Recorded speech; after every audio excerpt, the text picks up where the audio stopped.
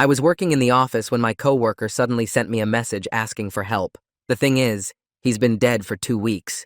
I stared at my phone and refreshed the app just to be sure it wasn't a bug, but it was still there in my inbox, sent just 3 minutes ago. Even his status showed active, in focus mode, with a green dot. I practically ran to HR and showed her my screen with Nico's message. She pulled up his file and frowned, turning the monitor toward me. Nico's status says deceased. Death certificate filed 14 days ago. Life insurance claim processed. You know what? This might just be a glitch. She phoned the IT to check the system. While she was on the phone, I went back to my desk and pulled up a project that was assigned to the team. There were fresh comments, new functions, bug fixes with his signature style of naming variables. It had to be him. My hands started shaking as I replied to his message on Slack.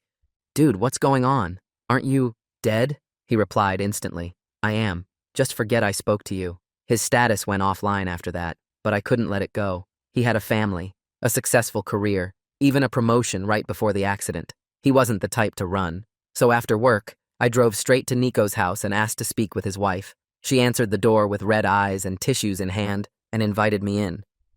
Everyone said I was crazy when I told them he was still alive somewhere, but no one would listen. She blew her nose into a tissue and continued. The police said he died instantly, that no body could be recovered because the car exploded on impact. I tried to tell them that there had to be more going on.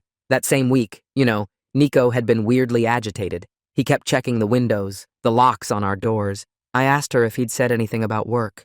She nodded and wiped her eyes. He said he discovered something at work that could get him fired or worse. I told him to go to the police, but he said he needed more proof first. Then she paused and looked at me carefully. The night before he died, he grabbed my shoulders and made me promise something. He said if anything happened to him, don't trust Ray. My mouth went dry. Ray was our manager. He had been nothing but supportive since Nico's death, even taking on extra work himself to cover the projects. I was up all night thinking about everything that had happened. That's when an email popped up on my personal inbox saying, "Stop digging or you'll be next." But just knowing that Nico could still be out there somehow, I couldn't stop. I went over to the IT department the next day and went straight to my friend Vincent. He was the only person I trusted who had admin access to everything. I showed him Nico's messages and the threat.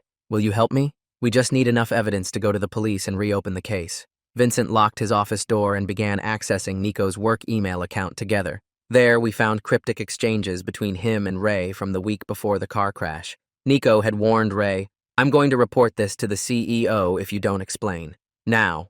And Ray coolly responded with, "Let's meet tomorrow morning, before you do anything rash." Vincent pulled up Nico's calendar and confirmed that he had a scheduled meeting with the CEO and HR about an urgent compliance matter. Suddenly, Nico's account went active again. Vincent's fingers flew across the keyboard. I can trace the IP in real time if he's online now. The location popped up on his screen just before Nico disappeared again. The address led to an abandoned warehouse in the industrial district, 40 minutes away. Vincent reached for his phone, already calling 911 when I grabbed my keys.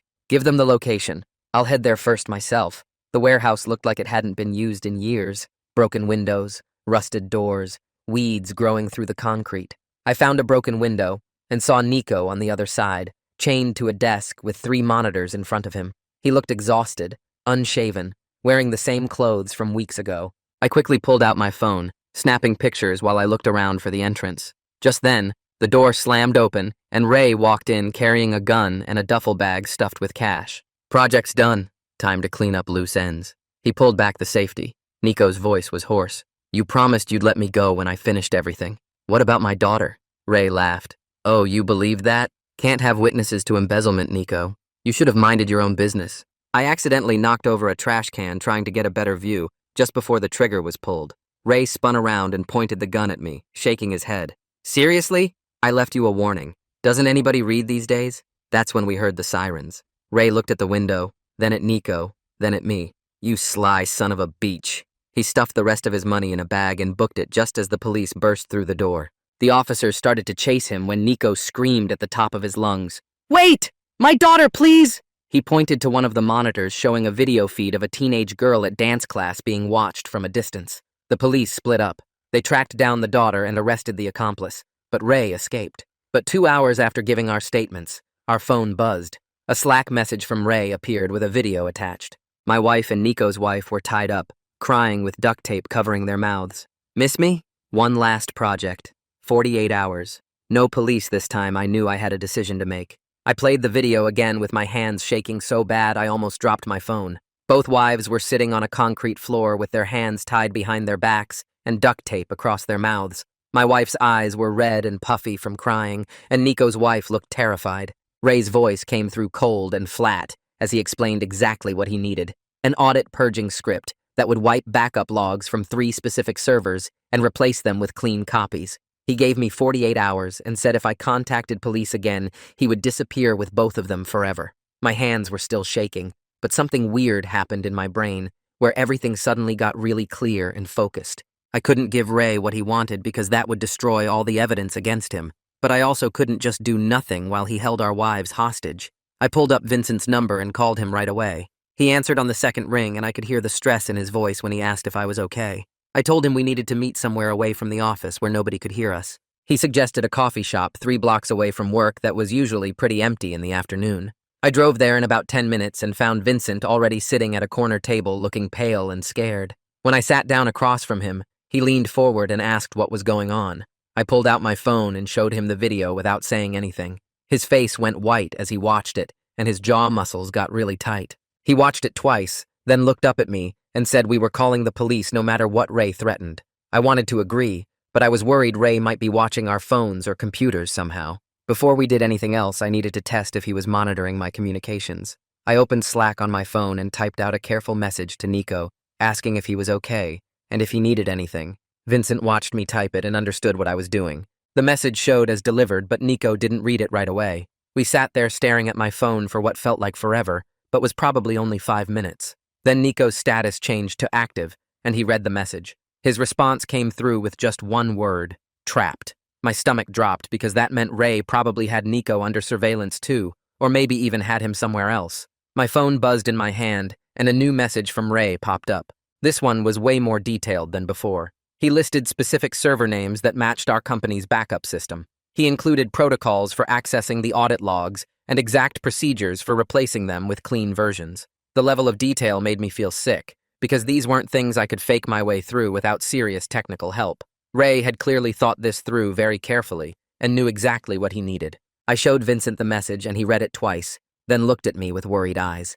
I typed back a response to Ray asking for current proof that both wives were still alive. I told him I needed to see today's newspaper or phones, showing today's date and time as verification.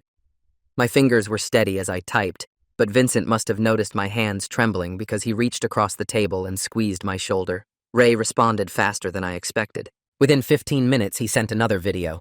This time, both women were holding up their phones with the screens facing the camera.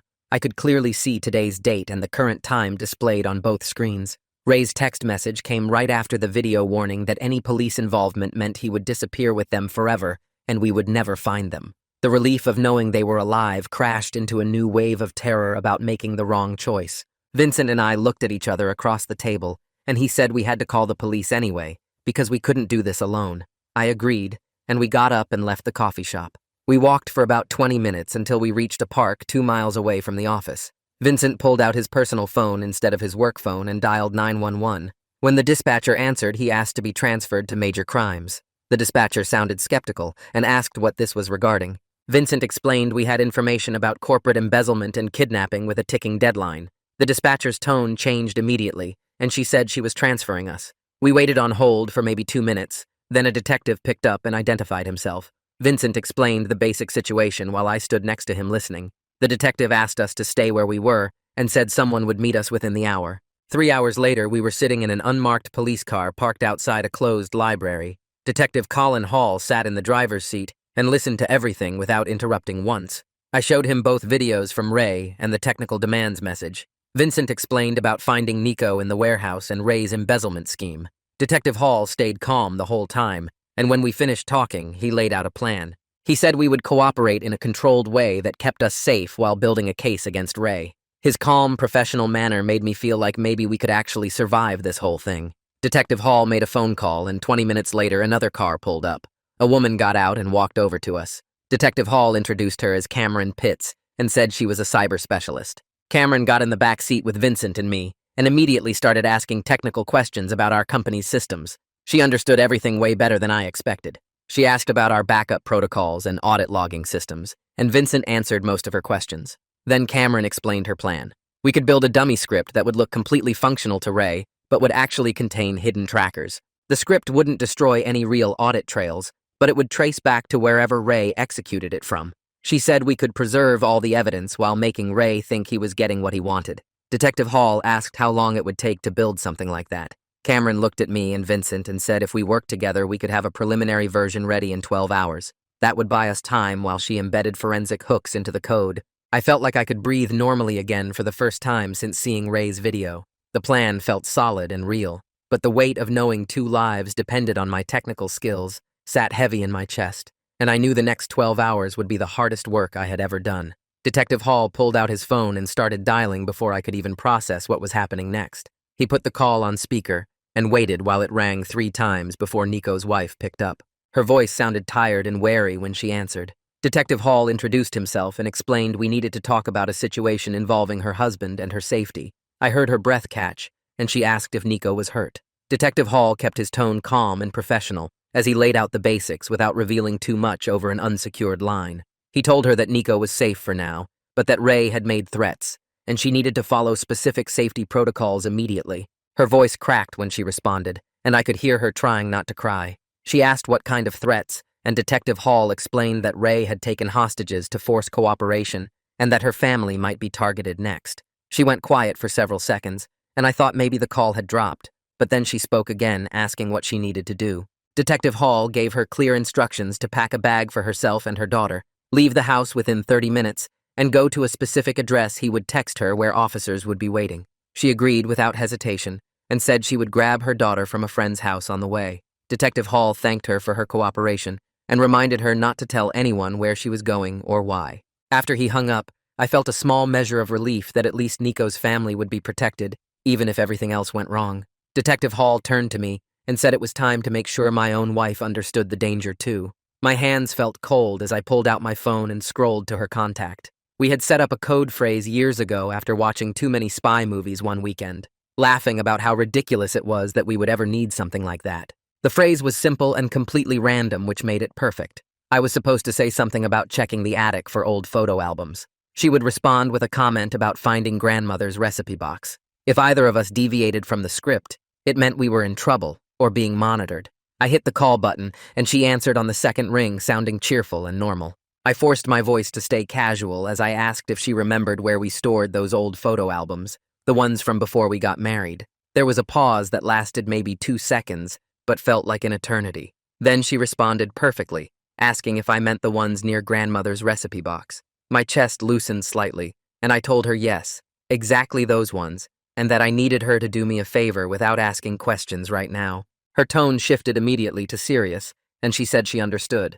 I explained that some police officers would be contacting her within the next hour, and she needed to follow their instructions exactly. She asked if I was safe, and I told her I was working with the police on something important, and that I would explain everything later. She said okay, and told me to be careful. I promised I would, and ended the call before my voice could break. Vincent had been sitting quietly in the back seat during both calls, but now he leaned forward and suggested we needed to get corporate involved somehow. He pointed out that we were going to need access to company systems and resources to pull off Cameron's plan, and if we just started making changes without authorization, we would trigger security alerts that would expose everything. I realized he was right, and pulled up my contacts to find Cassandra Kwan from compliance. I had worked with her once before on a security audit, and she had impressed me as someone who understood both the technical and legal sides of corporate operations. I sent her a text message carefully worded to sound urgent, but not alarming, asking if she had time for a meeting about a critical security concern. She responded within 3 minutes, saying she could see me in her office within the hour. Her quick response and serious tone told me she already sensed something major was happening. Detective Hall drove Vincent and me back to the office building, and we agreed to meet up again after my meeting with Cassandra. Walking into the building felt surreal after everything that had happened in the past few hours. The lobby looked exactly the same as it always did, but I felt like I was moving through a completely different reality than everyone else around me. Vincent and I took the elevator up to the compliance floor and found Cassandra's office. She was waiting for us with the door already open and gestured for us to come in quickly. She closed the door behind us and locked it before sitting down at her desk. I started explaining the situation from the beginning, showing her the videos Ray had sent and the messages demanding the audit purging script. Vincent pulled up Nico's draft report on shell vendors and the threatening exchanges between Nico and Ray from the week before his supposed death. Cassandra listened without interrupting, and her expression grew more serious with each new piece of information. When we finished, she sat back in her chair and was quiet for a moment. Then she leaned forward and said she could create a sandboxed environment that would look exactly like our production systems, but would actually be completely isolated. She explained this would let us deliver something to Ray that appeared functional while protecting the actual company data and preserving all the evidence for law enforcement.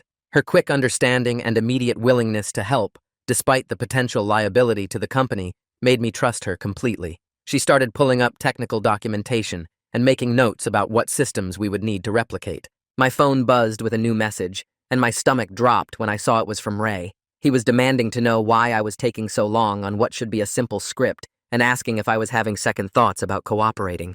I felt my pulse spike with the pressure of his impatience and the fear that he was getting suspicious about the delays. I typed back carefully explaining that I was being thorough to avoid triggering automated security alerts that would expose what I was doing. I told him I needed another 6 hours to test everything properly. His response came back almost immediately. He said 6 hours was acceptable, but not a minute longer, and he attached a short video clip. I opened it with shaking hands and saw Nico sitting in what looked like a different location than the warehouse, his hands zip-tied behind him and fresh duct tape across his mouth. Ray's message said this was just a reminder that he was watching everyone and could make things very painful if I tried anything clever. The video was clearly meant as a warning that Nico was still under his control and still in danger. I showed the message to Cassandra and Vincent, and their faces went pale. Cassandra said she would have the sandbox environment ready within 4 hours, and that she would personally oversee every configuration to make sure it was perfect. Vincent said he would help coordinate the technical setup while I worked with Cameron on the actual script.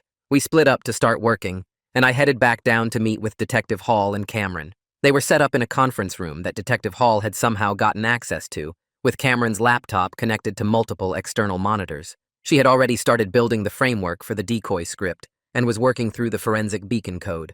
I sat down next to her and watched as her fingers moved across the keyboard with intense focus. She explained each component as she built it, showing me how the script would appear to scan backup systems and purge audit logs while actually doing nothing destructive. Instead, it would report back detailed information about where it was executed, what credentials were used, network configuration, and any other systems it touched. Watching her work with such focused intensity gave me something concrete to hold on to instead of spiraling into panic about the deadline.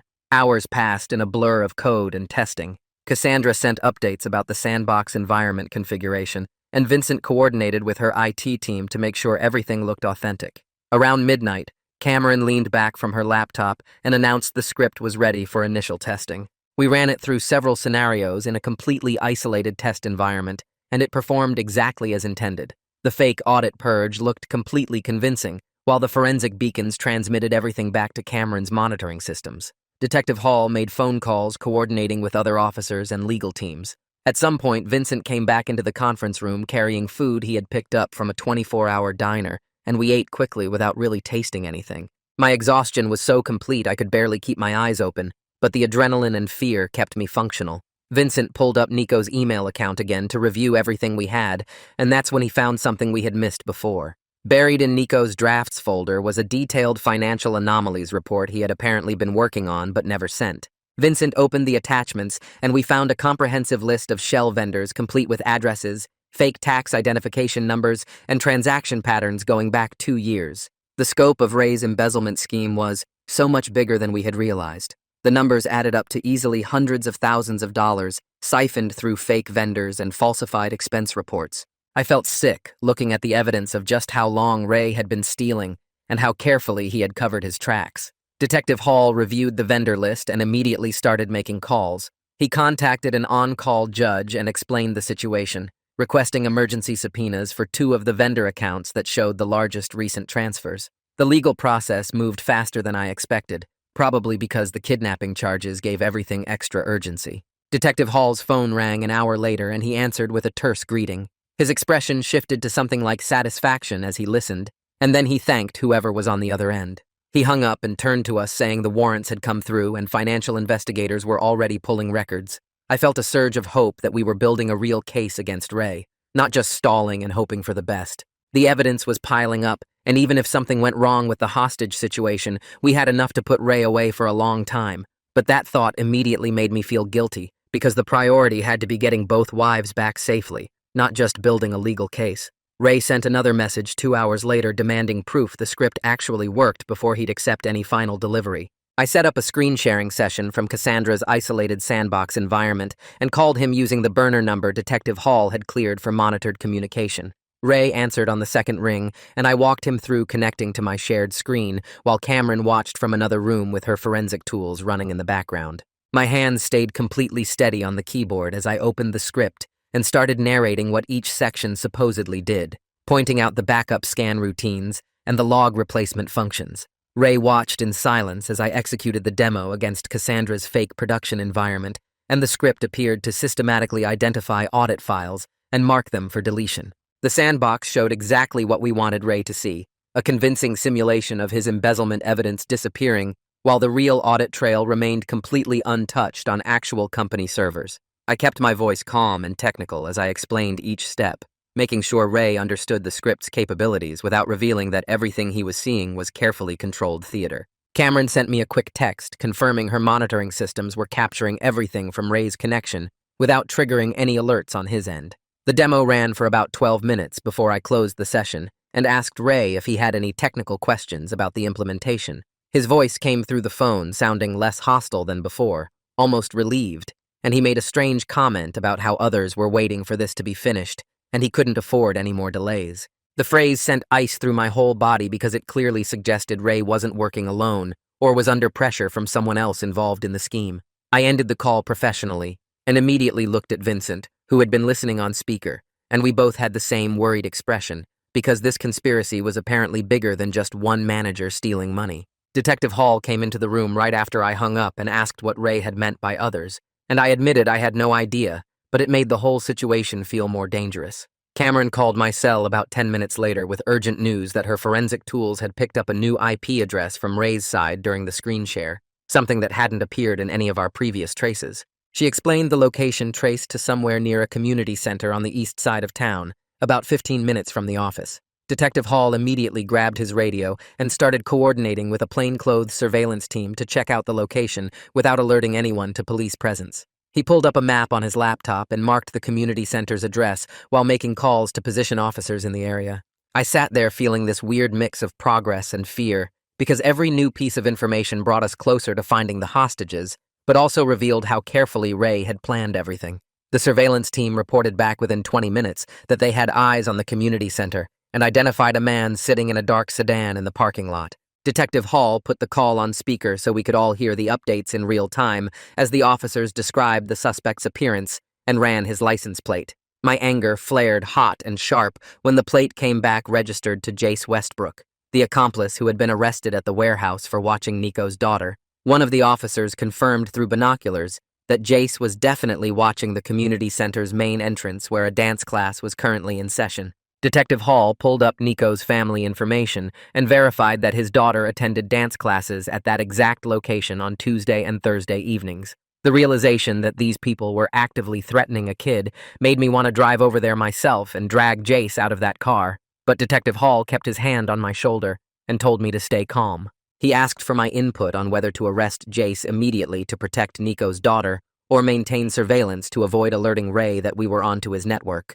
The choice felt impossible because I wanted that girl safe right now, but I also knew that tipping off Ray could mean both wives getting hurt. We went back and forth for a few minutes discussing the risks, while the surveillance team waited for instructions, and my stomach twisted with the weight of making a call that could go horribly wrong either way. Detective Hall finally suggested a compromise where officers would maintain close surveillance with a rapid response team positioned to intervene instantly if Jace made any move toward the building or the girl. I agreed, even though it felt like gambling with a kid's safety, and Detective Hall radioed the plan to his team while I felt physically sick about the calculated risk we were taking. The surveillance officers confirmed they had Jace covered from multiple angles and could reach him in under 10 seconds if needed. Cassandra came back into the conference room carrying her laptop and asked to speak with Detective Hall privately, then changed her mind and said I should hear this too. She explained she needed emergency authorization from the CEO to quietly freeze Ray's internal system privileges and flag all his accounts for monitoring without alerting him to the changes.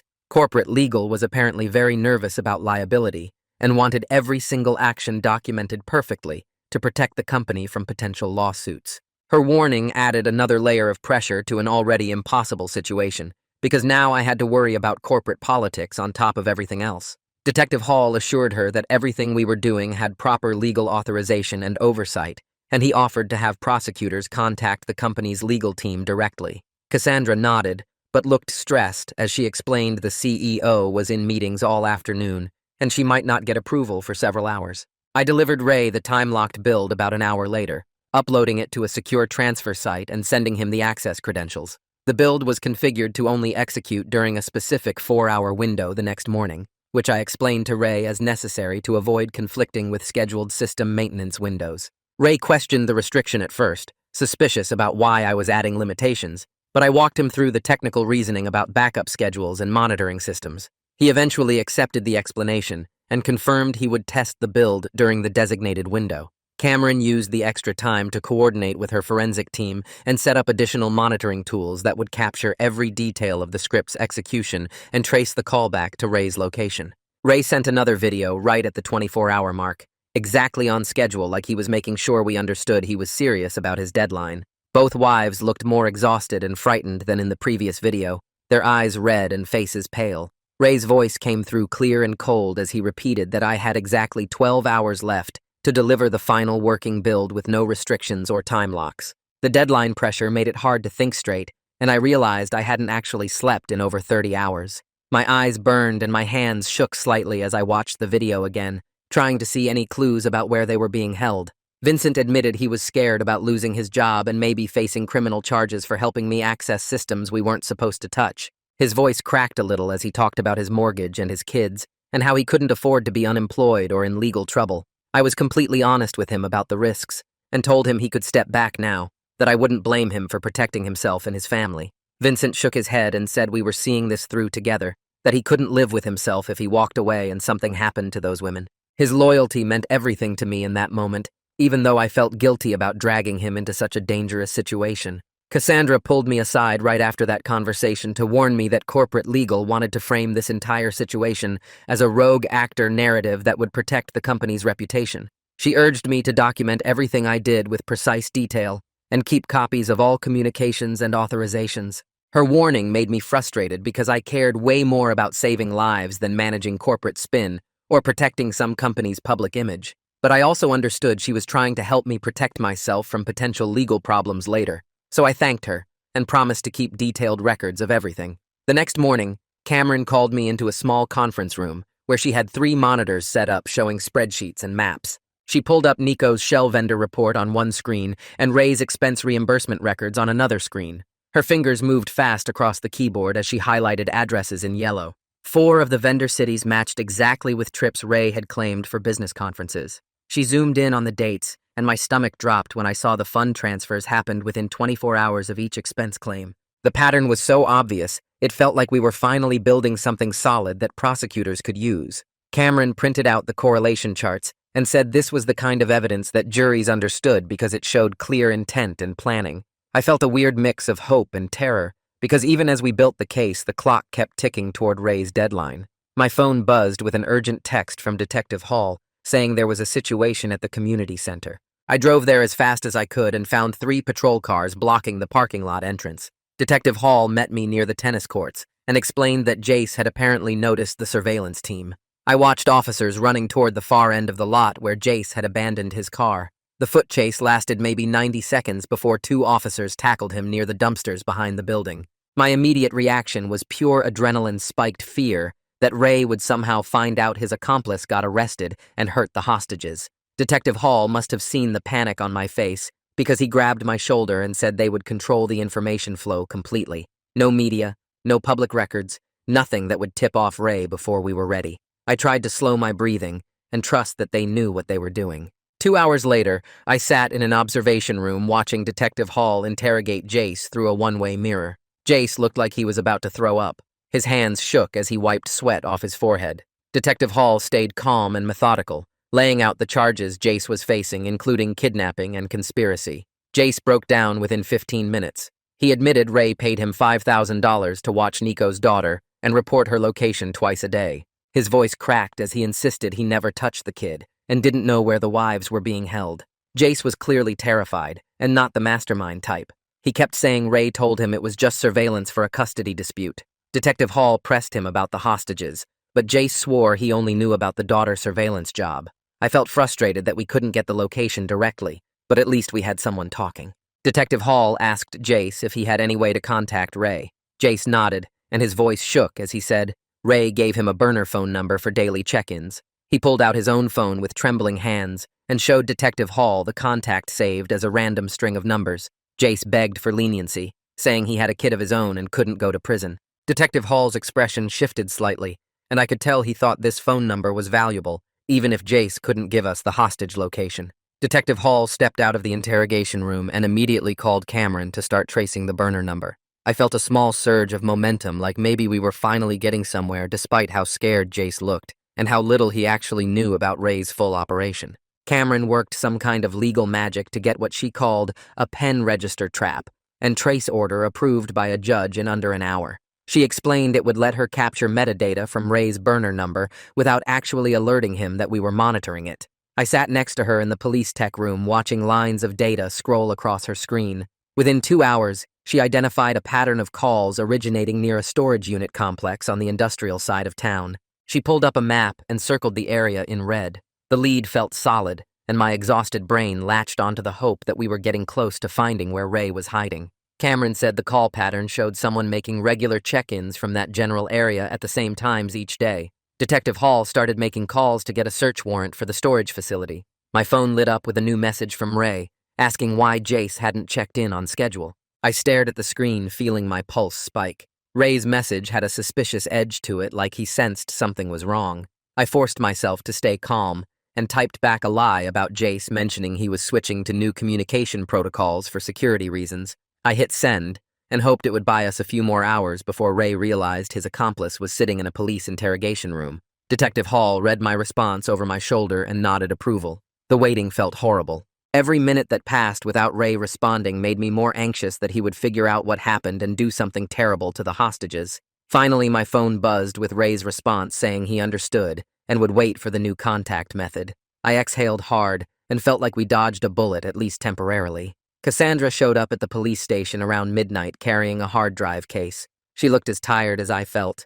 She handed the case to Cameron and called it the final build package. Cassandra explained her technical team worked all night to make it look completely authentic. The package would simulate the backup purging process convincingly in isolated test environments, but couldn't actually destroy the real audit trail. She walked me through the technical details, and I was genuinely impressed by how thorough they were. Every log file, every timestamp, every system response was designed to make Ray think it worked perfectly. I felt real gratitude for Cassandra's commitment to helping us, despite all the corporate pressure she was under. She squeezed my arm and said she hoped this would end soon, and everyone would get home safe. The exhaustion in her voice matched how I felt. My phone buzzed again, and I saw a new message from Ray that made my blood pressure spike. He said he changed his mind about the delivery method and wanted a physical drop of an encrypted drive instead of a digital file transfer. Everyone in the room went quiet when I read it out loud. Detective Hall's jaw tightened. The physical drop meant I would have to get close to Ray's operation somehow. It meant actual face-to-face danger instead of digital distance. Detective Hall immediately started making calls to coordinate a safe plan. Cameron said she could hide GPS trackers inside the drive casing, so we could follow wherever it went. The preparation started happening around me, but I felt a heavy dread settling in my chest about being physically exposed to whatever Ray had planned. Vincent called to check on me, and I told him about the new requirement. He offered to do the drop instead, but I said no because Ray was expecting me, and any change might spook him. Detective Hall spent the next 3 hours coordinating an elaborate exchange plan with his team. He showed me a map of the drop location Ray specified, a spot behind an abandoned grocery store. Undercover officers would maintain surveillance from multiple angles. Cameron would track the GPS hidden in the drive casing. Detective Hall went over the plan twice, making sure I understood exactly what to do and what signals to watch for. The preparation felt thorough and professional, but I couldn't shake the sick feeling in my stomach. This was real danger, not just computer screens and phone calls. Detective Hall asked if I was sure I wanted to go through with it. I nodded because what choice did I have with my wife and Nico's wife depending on us? He handed me a tiny earpiece so I could hear his team during the exchange. The weight of it in my hand made everything feel more real and more terrifying. That night, I sat alone in my home office and opened my laptop camera. I hit record and started talking directly to the lens. I explained everything that happened, from finding Nico alive to discovering Ray's crimes to ending up in this impossible situation. I talked about why I made each choice and why I couldn't just walk away. Speaking the words out loud to the camera made the danger feel crushingly real. My voice cracked a little when I addressed my wife directly and told her I loved her and I was sorry for putting her through this. I recorded a separate section for Nico's wife, explaining that her husband was a good man who tried to do the right thing. The whole video was maybe 8 minutes long. When I finished recording, I saved it with instructions to send it to both families if something went wrong at the drop. I sat there staring at the file name on my screen and felt the full weight of what I was about to do. But I also felt my resolve crystallize into something hard and clear, because these women deserved to come home, and Ray deserved to face justice for everything he did. The morning air felt cold against my face as I walked behind the abandoned grocery store, carrying the encrypted drive in my jacket pocket. Graffiti covered the brick walls and broken glass crunched under my shoes. I spotted the trash bin exactly where Ray said it would be, sitting against the loading dock about 20 feet from the back entrance. My hands felt steady as I pulled out the drive and dropped it into the bin, making sure it landed on top of the other garbage so the runner could grab it easily. I walked away at a normal pace, resisting the urge to look back or speed up. 3 minutes passed while I circled around to the front of the building. That's when I saw him. A young guy, maybe 20 years old, wearing a gray hoodie and jeans. He jogged up to the trash bin like he was just taking a shortcut through the alley. He reached in, grabbed the drive without breaking stride, and kept moving toward the street. My heart started pounding hard in my chest as I watched him disappear around the corner. Detective Hall's voice came through my earpiece. Quiet, but clear. We've got him. Teams are in position. Stay where you are. I leaned against the grocery store wall and tried to look casual even though my legs felt shaky. The next 20 minutes dragged by while I waited for updates. Detective Hall's team followed the runner through 3 different neighborhoods. The guy got into a beat-up sedan, drove for maybe 10 minutes, then switched to a different car in a parking garage.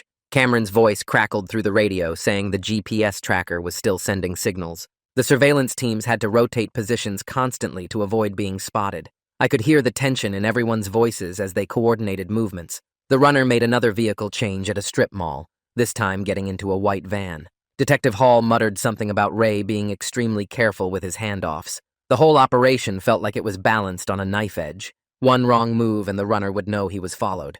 Finally, the runner arrived at a gas station on the east side of town. He parked the van, walked inside to buy something, then came back out and handed the encrypted drive to someone in a black truck.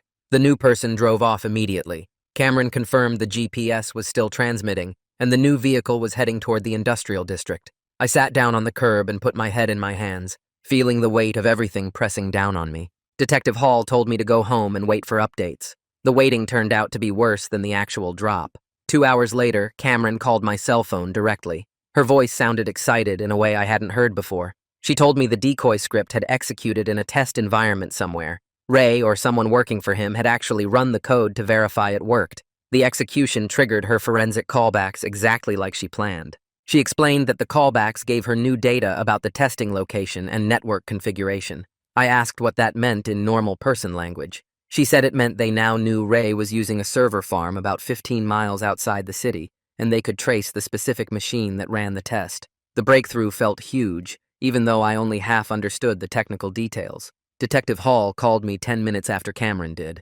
The pen register on Ray's burner phone had captured a brief cell tower ping near the storage unit complex he'd mentioned before. He sounded pumped up about it. He said he was requesting an emergency search warrant right now based on the kidnapping charges and all the evidence we'd collected. I asked how long it would take to get approval. He said probably 90 minutes if the judge was available. The waiting started again. I paced around my living room, unable to sit still or focus on anything. Every few minutes I checked my phone, even though I knew Detective Hall would call the second he had news. 75 minutes after his first call, Detective Hall called back to say the judge granted the warrant. Officers were mobilizing to hit the storage unit complex within the next 30 minutes. I asked if I could come with them. He said absolutely not. This was a tactical operation and civilians stayed clear. I understood, but it didn't make the helpless feeling any easier to handle. My phone buzzed with a new message while I was staring at the wall, trying not to imagine worst-case scenarios. The message was from Ray. My stomach dropped before I even opened it. The text said I had exactly 24 hours left, and then he was cleaning house. Those 2 words, cleaning house, felt like ice water in my veins. We all knew what he meant. He was going to kill the hostages. I immediately forwarded the message to Detective Hall and Cameron. Detective Hall called back within 60 seconds. His voice had changed from excited to deadly serious. He said the explicit threat just moved everything into high gear. Every available resource was now focused on finding those women before Ray's deadline hit. I could hear people shouting and moving around in the background of his call. The whole investigation had shifted into a different mode. I felt this weird mix of terror and determination settle into my chest. 24 hours. That's all we had left. Detective Hall's team approached the storage unit complex like they were entering a war zone. I sat in an unmarked car 3 blocks away, listening to radio traffic through the earpiece they'd given me. Officers were using careful, tactical language, calling out positions and sight lines. I heard someone say they had eyes on Unit 217, the one listed in Ray's records. Another voice confirmed no movement visible through the small window. My hands gripped the car's door handle so tight my knuckles turned white. The radio crackled with the breach command. I heard the metal door being forced open, then several voices calling clear as they moved through the space. My heart was beating so hard I could feel it in my throat. Detective Hall's voice came through saying the unit was empty of people. I felt like someone had punched me in the stomach. The disappointment hit so hard I actually had trouble breathing for a second. All that work, all that planning, and we still didn't know where the wives were being held. One of the officers said they were finding surveillance equipment, personal items, and boxes of financial records. Detective Hall told everyone to preserve the scene for evidence collection. I slumped back in the car seat feeling totally defeated. We were running out of time and running out of leads. 10 minutes passed while the officers photographed and cataloged everything in the storage unit. Then one of them called out that he'd found a notepad with handwritten codes. He read the codes over the radio. Cameron's voice cut in immediately, sounding excited again. She said one of those codes matched an internal server designation that Nico had flagged in his draft reports about the shell vendors. The small breakthrough made me sit up straight. Maybe Nico's investigative work was still helping us even now. Detective Hall ordered the notepad bagged as evidence and told everyone to wrap up the scene. He said we had a new lead to chase down. I felt a tiny spark of hope push back against the panic. We weren't done yet. Cassandra called me directly about 30 minutes later. She'd pulled the access logs for the specific server Cameron identified. The logs showed off hours accessed by Ray, using a contractor badge that shouldn't have had those kinds of privileges. She walked me through the timeline of his access patterns. He'd been logging into that server late at night and on weekends for the past 6 months. The level of planning and preparation was scary. This wasn't something Ray threw together at the last minute. He'd been setting up his embezzlement scheme and covering his tracks for half a year. I realized we were dealing with someone much more dangerous and sophisticated than I'd originally thought. Ray wasn't improvising or panicking. He'd planned every step of this from the beginning. Detective Hall brought Jace back in for another interview session. Jace had been sitting in a holding cell since his arrest, probably thinking hard about his situation. Detective Hall told me later that Jace was desperate to negotiate a better plea deal. He wanted to avoid serious prison time for his role in watching Nico's daughter. During the interview, Jace suddenly remembered something Ray had mentioned during one of their conversations. Ray had talked about a rural property he used for secure deliverables. Jace couldn't remember the exact address, but he described the general area. He said it was about 40 minutes outside the city near some farmland.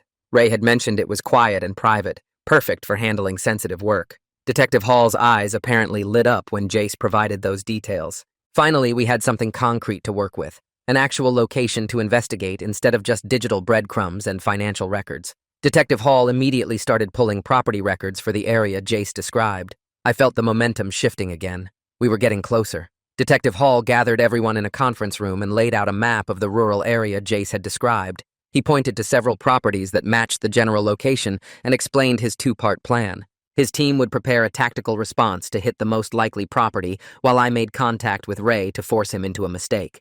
The coordination felt complicated, but Detective Hall walked through each step with calm confidence that made me believe we could actually pull this off. He assigned specific roles to each officer and made it clear that hostage safety was the absolute priority over capturing Ray. Cameron pulled up satellite images of the target area on her laptop and started marking entry points and potential escape routes. I watched her work and realized how much planning goes into something like this compared to what you see in movies. Detective Hall turned to me and said I needed to text Ray right now, demanding fresh proof both wives were alive before I'd hand over any final access keys. My hands felt steady as I pulled out my phone, even though my heart was pounding hard enough to hurt. I typed out the message, trying to sound confident and businesslike rather than desperate or scared. The text read simply that I needed current verification before proceeding with final deliverables, and that this was non-negotiable. I hit send, and everyone in the room went quiet watching my phone.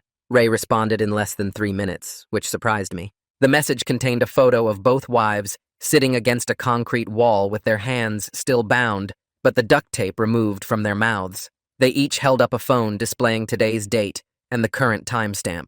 My wife's eyes looked red and exhausted, but she was alive, and that's what mattered right now.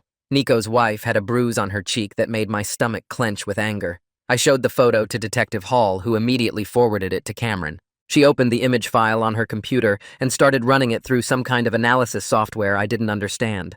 Her fingers moved across the keyboard, pulling up data about the photo's metadata and embedded information. She zoomed in on the background and adjusted the contrast and brightness levels. After about 5 minutes, she got excited and called Detective Hall over to look at something. She pointed at the lighting in the photo and explained that the frequency pattern of the light source matched a specific type of industrial ballast. These ballasts were common in older duplex buildings constructed in the 1970s, according to utility company databases she was accessing.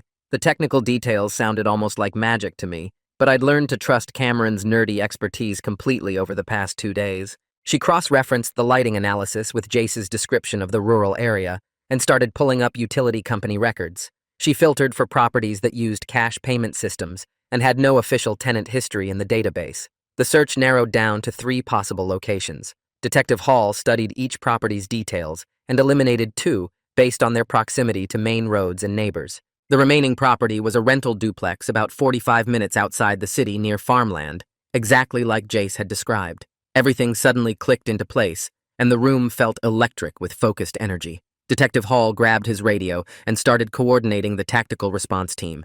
He gave orders for officers to gear up and move to staging positions near the target property. The speed of everything happening made my head spin, but I forced myself to stay focused. Detective Hall told me I'd be waiting in an unmarked car 3 blocks from the duplex where I could monitor radio traffic but stay clear of any danger. I wanted to argue that I should be closer, but one look at his face told me this wasn't up for discussion. The tactical team assembled in the parking lot, and I watched them check their equipment and review the operation plan. They moved with practiced efficiency. That would have been impressive if I wasn't so terrified about what they might find. We drove in a convoy to the staging area, and the 45-minute trip felt like hours. My leg bounced nervously the entire drive, and Detective Hall didn't tell me to stop. We parked 3 blocks away from the target duplex, and I could hear the tactical team's radio communications through Detective Hall's equipment. The team approached the property from multiple angles using the cover of some old farm equipment and overgrown bushes. My hands gripped the door handle so tight my knuckles went white. The radio crackled with status updates as officers confirmed their positions around the building. Detective Hall's voice came through calm and steady, giving the authorization to breach. I heard the tactical team announce themselves, and then the sounds of the door being forced open. The next 30 seconds felt like an eternity of radio silence. Then an officer's voice came through, reporting they'd found both wives in a basement room. They were dehydrated and terrified, but alive and breathing. My knees buckled with relief, and I had to sit down hard in the parking lot where I'd been standing. Tears streamed down my face, and I didn't even try to wipe them away. Detective Hall squeezed my shoulder and told me they were bringing the wives out now. Through the radio, I heard officers calling for medical personnel and reporting that both women were responsive and talking. One of the people who'd been guarding the hostages tried to run out the back of the duplex. A woman in her 30s, according to the description, fled through the rear door, and officers chased her across an empty field. They caught her after a brief pursuit and brought her back in handcuffs. During her booking at the station later, she apparently gave up information about a meeting location where Ray had planned to collect a final payment from whoever else was involved in the embezzlement scheme. Medical personnel arrived at the duplex and started evaluating both wives right there at the scene. They checked vital signs and started IV fluids for dehydration before making the decision to transport them to the hospital for complete checkups. A woman named Emmeline Shepard, who worked as a victim advocate, arrived to coordinate their statements and help with ongoing safety planning. Detective Hall told me I could have a brief phone call with my wife before they transported her. I took the phone with shaking hands and heard her voice for the first time in 2 days. She sounded weak and shaky, but strong enough to tell me she loved me and that she'd been so scared. I told her everything was going to be okay now and that I'd meet her at the hospital. Hearing her voice made everything we'd been through feel worth it, even though I knew we still had to deal with Ray. After the call, I told Detective Hall I needed to be part of the controlled meeting with Ray to finish this properly. He started to argue that it was too dangerous and that I'd done enough already. I insisted that Ray would be suspicious if I suddenly disappeared from the communication chain and that I needed to see this through to the end. After significant back and forth, Detective Hall finally agreed, but he set strict boundaries about my role and made it clear I'd follow his safety protocols exactly. Vincent called and volunteered to come with me to the final meeting, but I convinced him he'd done more than enough and needed to stay clear of any confrontation. The meeting location Ray had mentioned to his accomplice was a parking garage downtown, according to the information the arrested woman provided. Detective Hall's team spent hours planning how to control the environment and position officers throughout the structure. They gave me a wire to wear and rehearsed exactly what I should say and do. The plan was for me to hand over a USB drive containing what I'd claim was the final access key, while plainclothes officers positioned themselves on every level of the garage. We arrived at the parking garage 2 hours before the scheduled meeting time, so officers could get into position without being spotted. I waited in a car on the 3rd level, watching the minutes tick by on my phone. Ray showed up exactly on time, driving a different car than I'd ever seen him use before. He parked 2 spaces away from where I was standing and got out, looking edgy and paranoid. His eyes constantly scanned the garage for any signs of a trap or surveillance. I forced my hands to stay steady as I walked toward him holding the USB drive.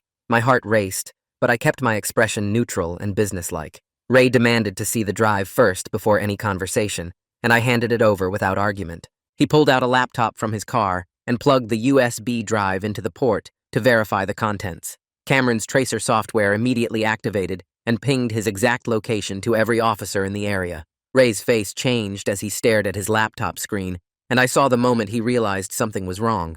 Detective Hall's voice came through the hidden speakers announcing police presence and ordering him to surrender. Ray's hand moved toward his jacket, and I thought he was going for a gun, but instead he threw the weapon away and bolted for the stairwell. Officers moved in from 3 different directions as Ray ran. They caught him 2 flights up where the concrete stairs turned sharp and his shoes couldn't grip the dusty surface. 2 officers hit him from behind, and he went down hard with his face smashing against the steps. Ray started screaming before they even got the cuffs on him. His voice bounced off the walls of that empty stairwell, and he kept yelling about how he could take the whole company down, and he knew where all the bodies were buried. The officers yanked his arms behind his back and clicked the metal cuffs tight, while he thrashed and threatened to expose everyone. I stood there watching from the landing below and felt this weird mix of total relief that we got him and complete exhaustion from everything that happened, and also this sick worry about what other corruption he might actually know about. His threats kept echoing even after they pulled him to his feet and started walking him down the stairs past me. He looked right at me with pure hate in his eyes, but I just stared back until they took him away. The next 6 hours turned into a blur of repeating the same story over and over to different detectives and prosecutors in different rooms at the police station. My brain felt like mush, and I could barely form sentences that made sense, but I kept pushing through because knowing we stopped Ray and saved both wives kept me going. Cassandra showed up around hour 3 and worked with the IT security team to lock down all the systems and preserve everything for the investigation. She moved between rooms with her laptop showing people logs and files while I sat in that cold interview room drinking terrible coffee and trying to remember exact dates and times. Every detective wanted to hear about the warehouse and the USB drive and Ray's messages, and I told the story so many times the words stopped feeling real. My voice got hoarse and my eyes burned from being awake so long, but whenever I started to fade, I'd picture my wife's face in that video and force myself to focus. Cassandra caught my eye through the window at one point and gave me this small nod that said, "We did the right thing," and I held on to that. 2 days later, the company called Vincent and me into HR and told us we were being placed on paid administrative leave while they did an internal review of our actions. The HR director used all this careful language about policy violations and unauthorized system access, and I wanted to scream that we literally saved people's lives, but I just nodded and signed the paperwork. Vincent looked crushed when we walked out together, and I felt this burning frustration that we helped solve this whole mess, and now we're being punished for it. But I also got why they had to investigate, because their systems got compromised, and they needed to figure out how it happened. That same afternoon, some reporter started calling my phone asking questions about an incident at the company, and I realized facts about the case were leaking to local media. The news coverage stayed pretty vague, with phrases like alleged financial crimes and ongoing investigation, but everyone at work would know it was about us and Ray. The administrative leave felt like punishment, even though I understood the company's position, and I spent the next few days at home feeling restless and angry and worried about whether I'd even have a job when this ended. Nico got to see his family 3 days after Ray's arrest at some secure location the police set up with protective watch. Detective Hall called me that afternoon and told me Nico completely broke down crying the second he saw his wife and daughter walk through the door. The detective's voice got softer when he described how Nico just collapsed and held on to them while they all cried together. Hall said Nico agreed to provide full testimony about everything Ray did and all the embezzlement details and his whole captivity. Hearing that Nico was finally reunited with his family made me feel genuinely happy for the first time since this nightmare started. At least one good thing came out of all this mess, and that family didn't have to keep living with the lie that he was dead. I imagined his daughter getting her dad back, and it made some of the exhaustion and stress feel worth it. Hall mentioned they'd keep the family under protection until Ray's trial, just in case, and I felt grateful the police were taking their safety seriously. The prosecutors moved fast on filing charges, and within a week, Ray was facing counts for kidnapping, extortion, embezzlement, conspiracy, and a bunch of other things I couldn't keep track of. Jace apparently saw which way things were going and started negotiating a plea deal where he'd testify completely truthfully about everything in exchange for a lighter sentence. His lawyer reached out to the prosecutors, and Jace gave up details about Ray's whole operation, including the shell vendors and the fake accounts and how long it had been going on. The legal process was moving way faster than I expected, probably because the evidence was so overwhelming with all the logs and videos and financial records. Detective Hall said the prosecutors felt confident about conviction on most charges, and Ray's lawyer was already trying to negotiate too, but the DA wasn't interested in any deals. Every few days, I'd get updates about new evidence or new charges, and it felt like watching this massive criminal case build itself piece by piece. The speed of everything surprised me because I thought legal stuff took forever. But I guess when you have kidnapping and clear digital evidence, things move differently. Cassandra called me during my administrative leave to tell me the company was conducting a full external audit of all financial systems and implementing new whistleblower protection policies. She sounded tired but determined when she explained how they were bringing in an independent firm to review everything and make recommendations. The CEO held some big meeting where he framed the whole situation as a managerial breach by one bad actor, instead of admitting there might be systemic problems that let Ray get away with this for so long.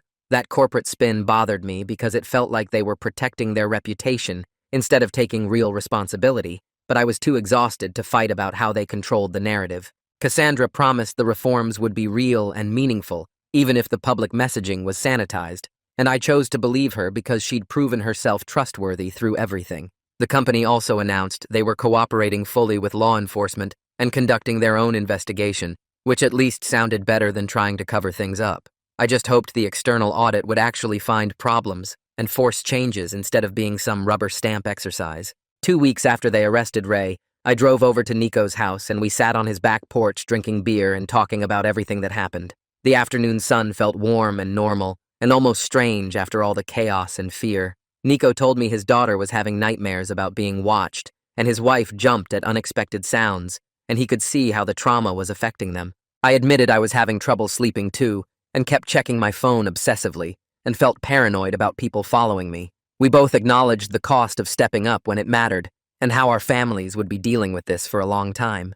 But then Nico looked at me and said he'd make the same choices again, because living with the fear of Ray hurting his family would have been worse than anything that actually happened. I agreed and told him I couldn't have lived with myself if I'd ignored his messages and let Ray keep getting away with everything. We sat quiet for a while, just watching his daughter practice dance moves in the yard, and I felt this deep relief that she still got to have a dad. The conversation wasn't easy or comfortable, but it felt necessary and honest, and I left his house feeling less alone with everything I was processing. A month after the whole crisis ended, both families were safe, and Ray was sitting in jail waiting for trial, and Vincent and I were back at work with official commendations in our files, despite the initial administrative leave. The company went through with the external audit and actually implemented real reforms, including new financial controls and anonymous reporting systems and mandatory ethics training. Nico was working with prosecutors to help them build cases against the whole shell vendor network, and his testimony was apparently going to be crucial for multiple trials. None of us were fully healed from the trauma, and I knew we'd all be dealing with the effects for years, but we were moving forward with our ethics intact and our families protected. I started seeing a therapist to process everything, because the nightmares and anxiety weren't going away on their own. My wife and I were closer than we'd ever been because going through something that intense together either breaks you apart or bonds you tighter, and we chose the second option. I learned that sometimes doing the right thing means accepting messy outcomes and trusting that safety and justice, even when they're imperfect, are worth fighting for. Vincent got promoted to a senior security role, and Nico was talking about maybe writing a book about corporate fraud. Ray's trial was scheduled for 6 months out, and I'd have to testify, but I wasn't scared anymore. The whole experience taught me that ordinary people can stand up against corruption when they choose courage over comfort, and I'd carry that lesson forward into whatever came next.